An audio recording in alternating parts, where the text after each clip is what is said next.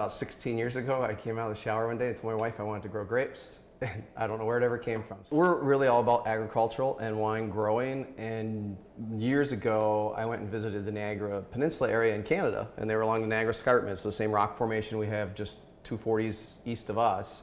And the soils here are a little more lighter clays, clay loam soils, so that was more like conducive to producing premium wine grapes on this site. So we looked for about 5 years before we found this location. There's about 8,000 vines. We have 9 different varietals in. 6 of them are white, 3 of them are red.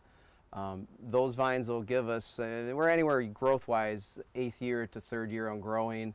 It takes about year 6 before you can get a full crop, but almost close to 10 years before I would say a vine's mature. But the vineyard that's planted right now will give us about 50 to 70 tons of fruit when it's in full production.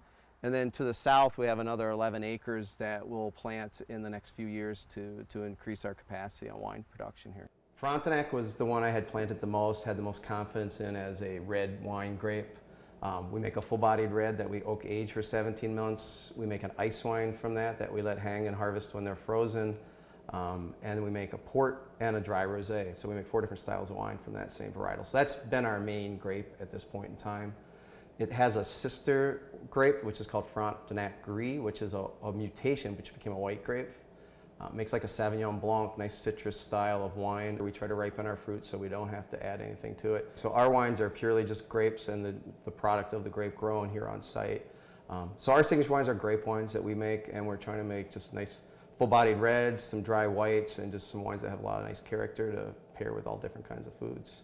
I never made wine as a hobby. It always came to me. It was always meant to be a commercial career is really what it was. It was really more, I look at it as my retirement. I started doing this full-time a year ago, and I kid around with people that I retired, but it's really like I have 3 jobs now instead of the one part-time job I had before.